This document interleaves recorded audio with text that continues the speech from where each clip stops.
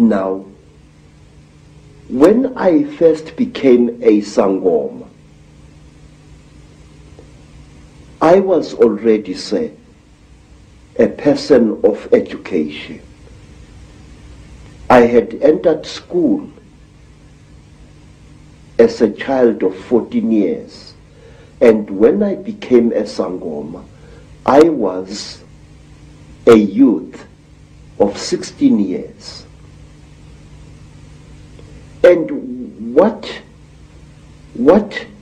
my aunt and my grandfather, as well as my maternal grandmother, taught me, shook me to the core of my soul.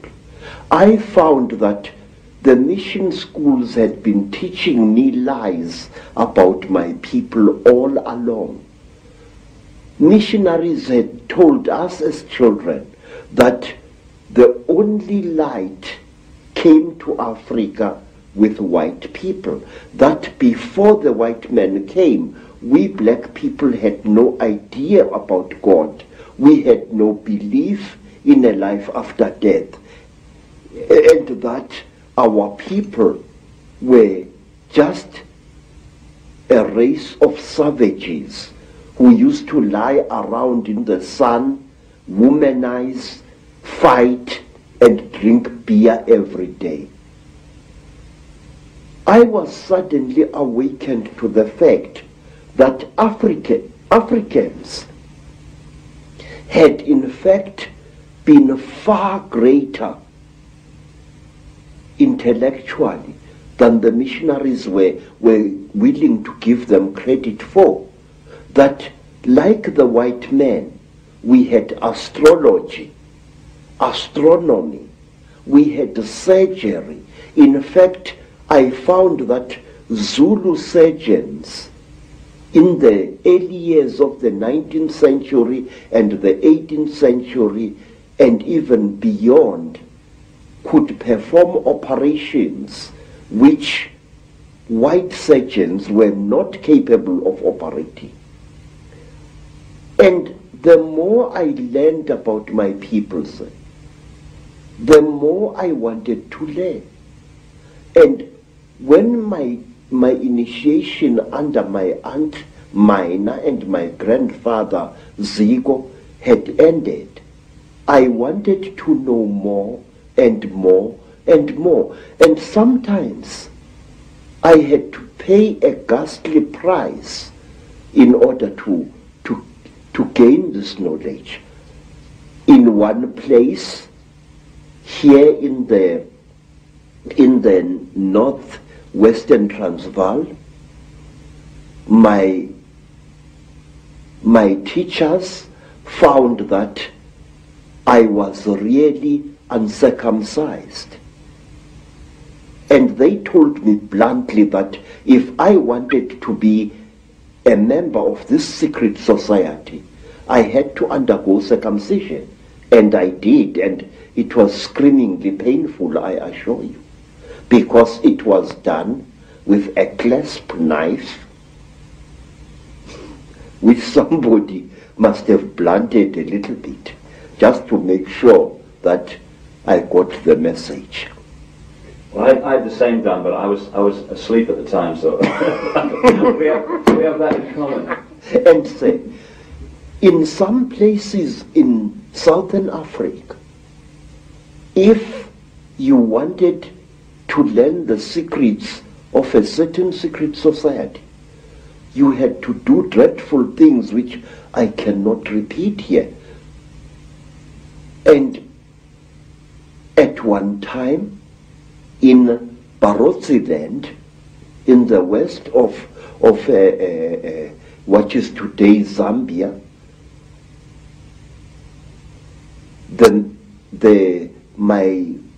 my teacher said, look, how far are you willing to go in order to become one of us? I said, I am willing to go anywhere. He looked at me and he said, listen, educated man, we are tired of people like you. White men come amongst us to milk our minds and then to kill us. We want to be sure that we can trust you. And wait, sir. I said, great one, I am willing to do anything. He said, are you?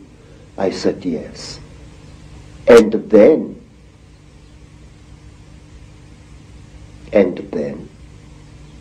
they went into a graveyard, and from there they removed the hand of a corpse, dead 2 days, and they brought it and they challenged me to cook it and eat it.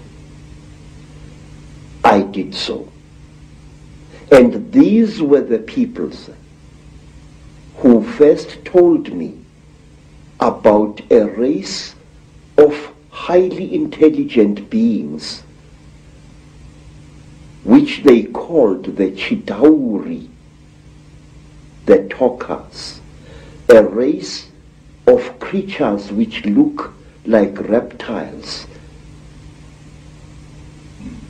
who have ruled the world for hundreds, if not thousands of years.